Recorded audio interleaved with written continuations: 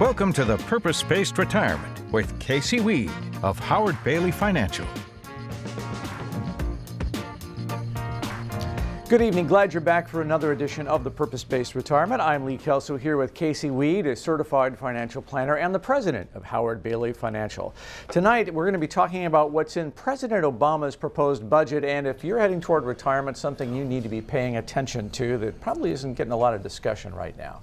We have questions from viewers coming up, and then later in our financial toolbox, if you're a teacher particularly, but anybody who's being offered a lump sum settlement in a pension, we have some things you need to be thinking about and considering. It's an important decision you have to make, so we're going to help you out with that in just a second. First, though, I mentioned it just a moment ago, we're all focusing on the presidential election, probably more than the budget and other things, but you think there are things in that proposed budget we need to be focusing on. Yeah, believe it or not, there are some serious issues going on out there, despite what you might see in the Republican debates here as of late. Yeah, one of those serious things comes down to President Obama's budget proposal for 2017, and this isn't something that's going to go through by any means. It's dead in the water. Republican-led Congress. It was presented back in February. This isn't something that's going to go through, but it doesn't mean it's not something that you should be concerned about and aware of, because these are things that you should be fighting for. And these are things that could potentially be in the pipeline down the road in the future, because we're sitting on about a $19 trillion U.S. national debt today. We're sitting at over $100 trillion. We reached over $100 trillion in unfunded U.S. unfunded federal liabilities today. And that means that something has to give. You're going to have one of two things happen in the future. Either you're going to see major changes to social programs such as Social Security and Medicare and Medicaid, or you're going to see major tax changes. And those major tax changes don't happen overnight. They're very minor changes, because those are the things that they can slip in and get changed. And some of the things we're going to talk about here were things that were in this bill that aren't necessarily going to get passed right now, but I guarantee you that some of these things we're talking about will happen in the future. You need to be aware of them, because if you're not doing tax planning now, you might be missing out on opportunities that could save you tens of thousands, if not hundreds of thousands of dollars in the future over your retirement years. So pay attention to these things. Make sure you're working with a tax planner, not just an investment advisor, and you're working with your CPA, not to just get deductions today, but to save your tax dollars down the road once you get to retirement. So Roths are a very significant way that people are stashing cash, and you say there is a plan to take away a backdoor Roth contribution. Now, what is that, and who does that affect? Yeah, that's right. There is such thing as a backdoor Roth, which is a little known piece of the tax code that's saving retirees tens of thousands, if not hundreds of thousands of dollars every single year, because they're able to stick money in Roth IRAs when they may not otherwise be eligible because they may have too much in income. Now again, a Roth IRA lets you stick after-tax dollars away, pay those taxes today, and let them grow tax-free for years and years and years. In a low-tax rate environment we're in today, pay those taxes today, let them grow tax-free, take them out tax-free. You don't have required minimum distributions. Pass them on to your heirs tax-free instead of your traditional IRA or your 401k. That's a really big deal. However, if you make too much money, you may not be able to contribute to a Roth IRA. For instance, there's a phase-out at $183,000 to $193,000 in annual income for a married couple, which says after that $193,000 in income, if you make that much, you can no longer contribute to a Roth IRA. And there is a loophole here, though. If you're working with a good financial professional, he can help you with this. If you're working with a good financial planner, he should be bringing this to you if you're a high income earner. Now, if you are in that bracket, you're making too much money, you might set aside $5,000, $6,000 into a non-deductible IRA, so you don't get a deduction for those contributions to your IRA, but then just convert them to a Roth IRA. So even if you make too much money, you can still contribute to a Roth IRA. That really is a loophole.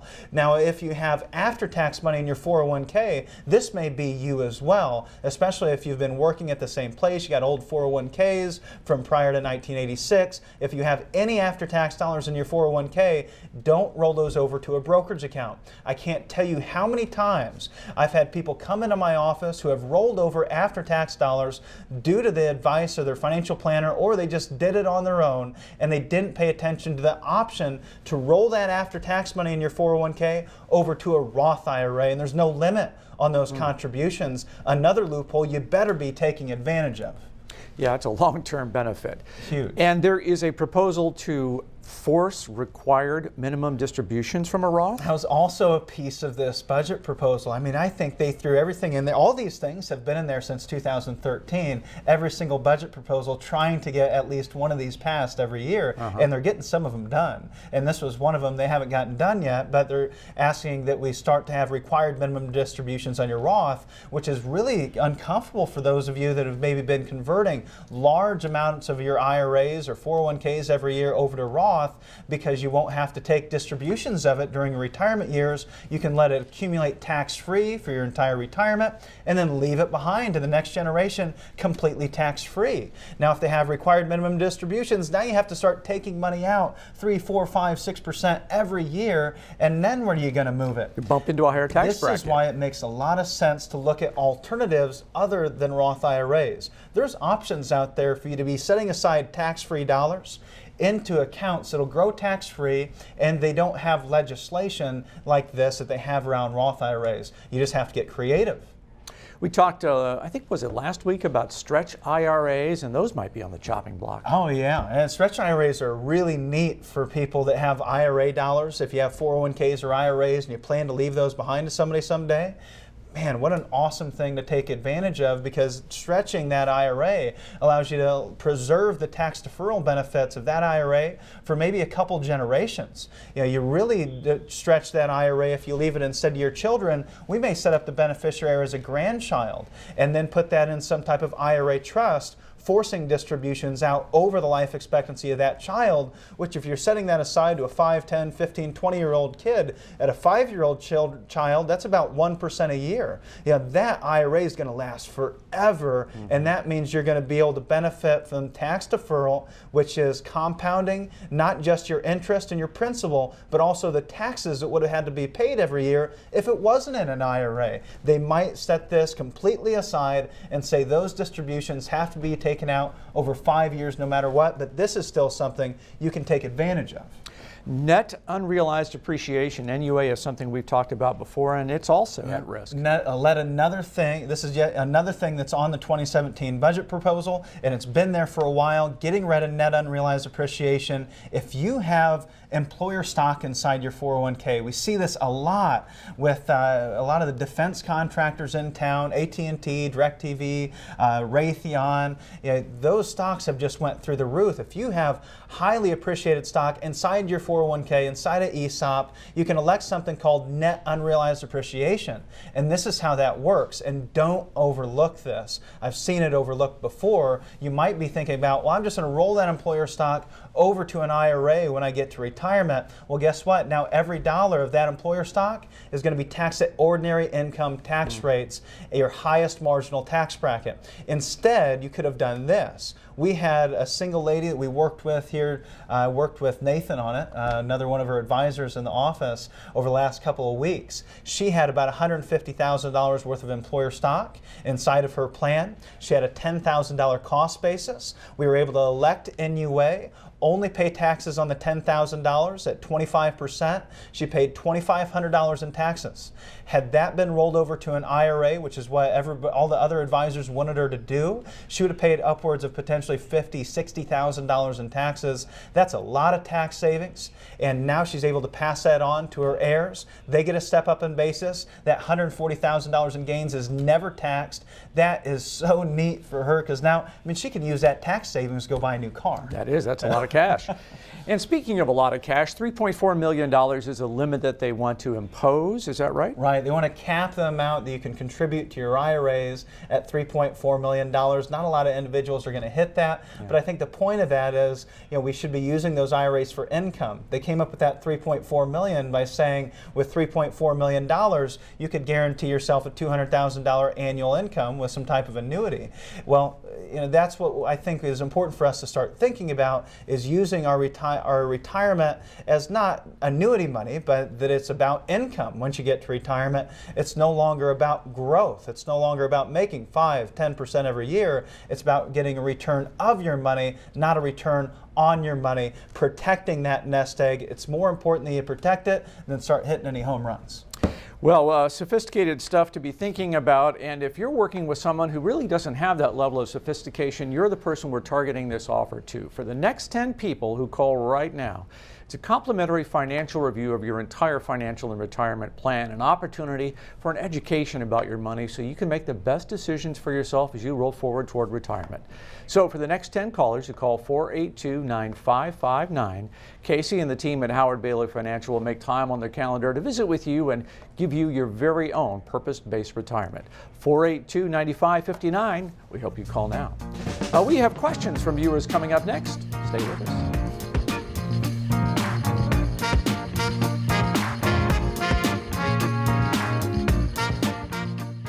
Hi, I'm a certified financial planner practitioner. Are you one of the lucky few that will still carry a pension into retirement? Is your company offering you a buyout or a lump sum pension option? If you're seeking independent, unbiased advice from an advisor that can inform you about all of your options, then look no further. You deserve a lifetime of financial confidence due to a lifetime of income. And at Howard Bailey Financial, it's our goal to help you achieve that. If you'd like to see how a CFP professional can best serve you, give us a call today. You need a plan for retirement to create the lifestyle you've always dreamed of. The first step is to tune into the Purpose-Based Retirement Radio Hour with your hosts Casey Weed and Marshall Johnson every Saturday morning at 11 and Sunday afternoon at 1 on 1190 WOWO and 107.5 FM.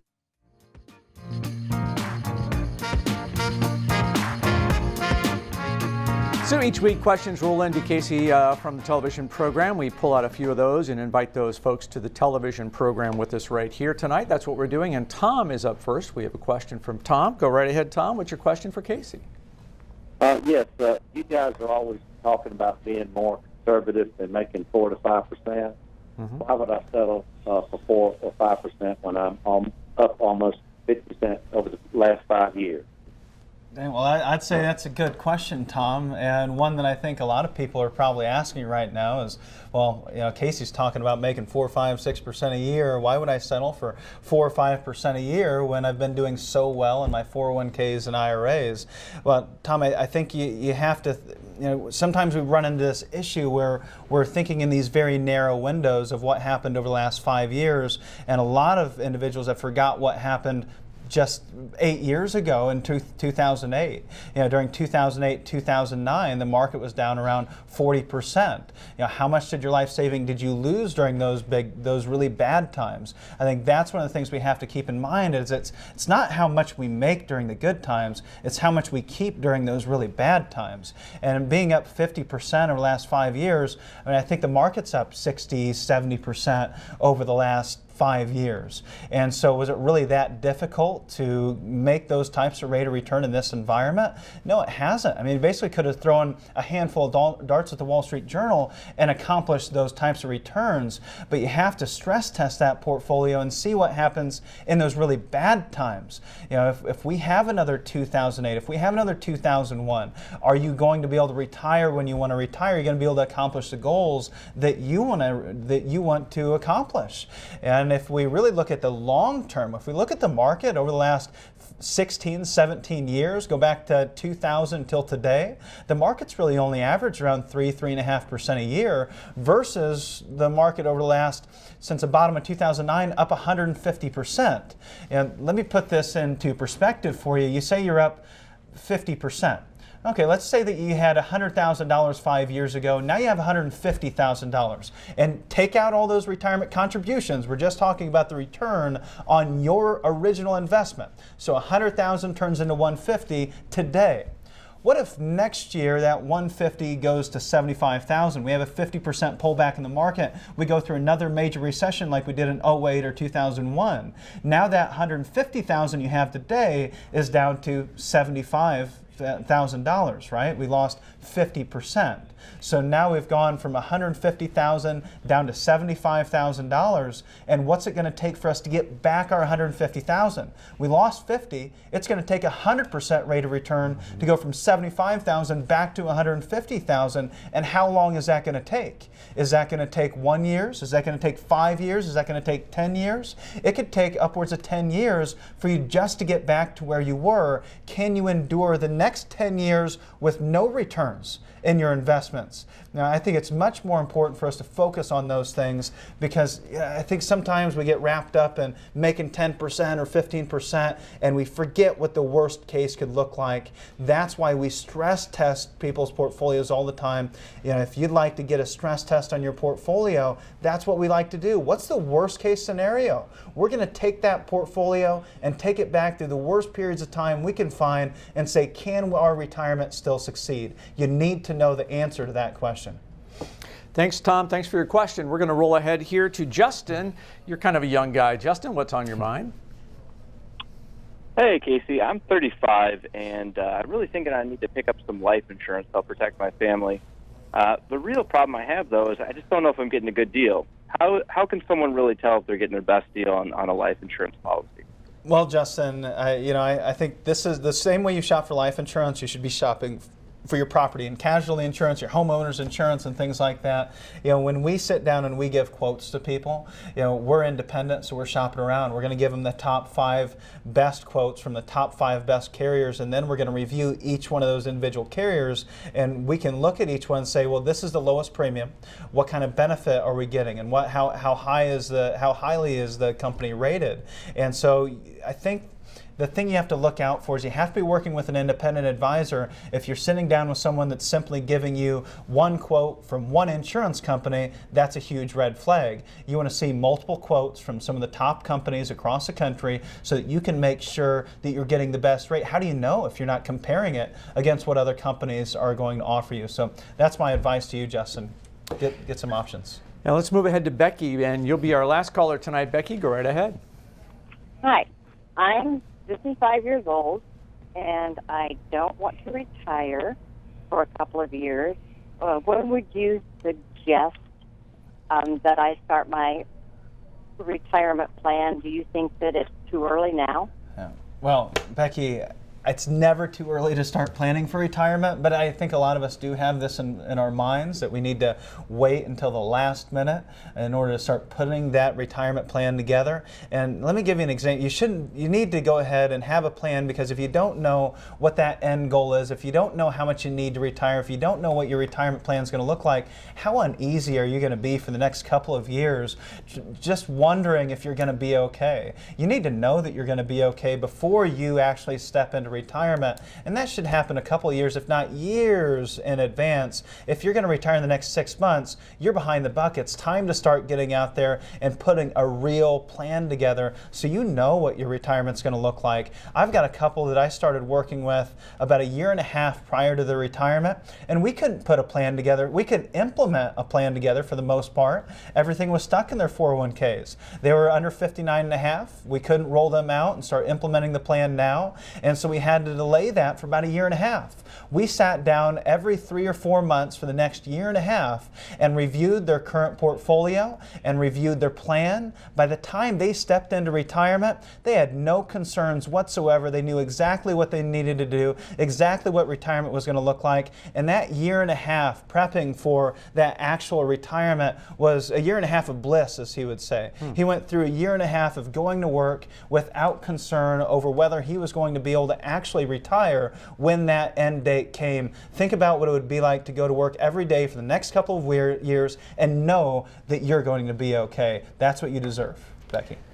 Thanks for your call. And Becky, maybe that's how you spot people who planned well for retirement. They're the ones with a big smile on their face when they walk in the door in the morning. Thanks for your call tonight. So if you have a question for Casey, if you'd like to get on the program with us here, just send an email to info@howardbailey.com and we may give you a call and bring you onto the program. Today we hope you'll be making a call. For the next 10 people right now who are going to call the Howard Bailey office, we have a complimentary financial review of your entire financial and retirement plan. It's an opportunity to learn more about your money and your retirement so you can make the best decisions for yourself as you walk forward in life. So for the next 10 callers calling 482-9559, Casey and the team at Howard Bailey Financial will make time on their calendar to visit with you and give you your very own purpose-based retirement. Again, that number is 482-9559. You can call right now. Here's our question of the day. What's the highest 5-year CD rate available to you right now anywhere in the country? Is it as low as 1.5%, or rather 0.15%, or as high as 3.15%? The answer when we come back.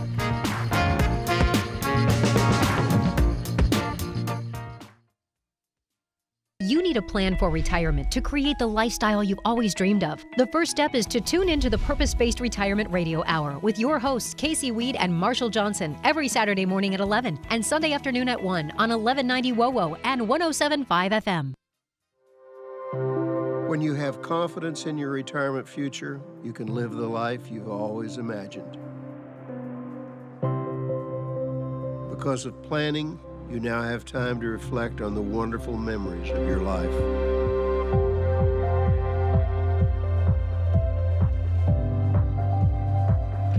You and your spouse finally have the luxury of leisure time together.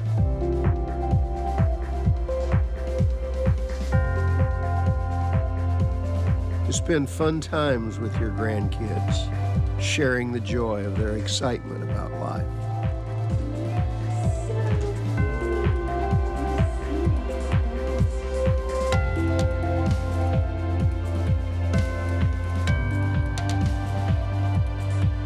Smiling at the thought of quality time with your children and of picking up the check.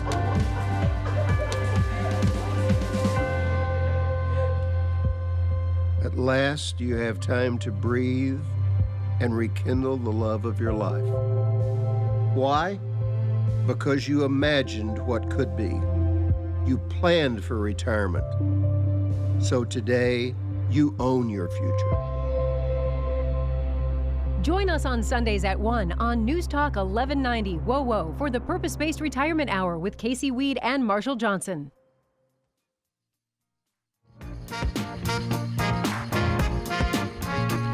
So going into the break, we asked you our question of the day. What's the highest 5-year CD rate anywhere in the country? We put some choices in front of you there, 0.15% up to much more than that. What's the right answer? Well, from bankrate.com, the answer is 2.15%. It's the highest 5-year CD rate in the country. The highest 5-year annuity rate in the country is 3.15%. So you can get a fixed rate of about 2 to 3% today, and that's put a lot of pressure not just on retirees to start looking outside the box. Hopefully you're not getting more aggressive in order to getting a higher rate of return. You're just looking at different options. But this has also put a lot of pressure on pension companies offering pension plans as well. And so they've started to offer a lot of lump sum pension buyouts. Maybe you're looking at a lump sum pension buyout.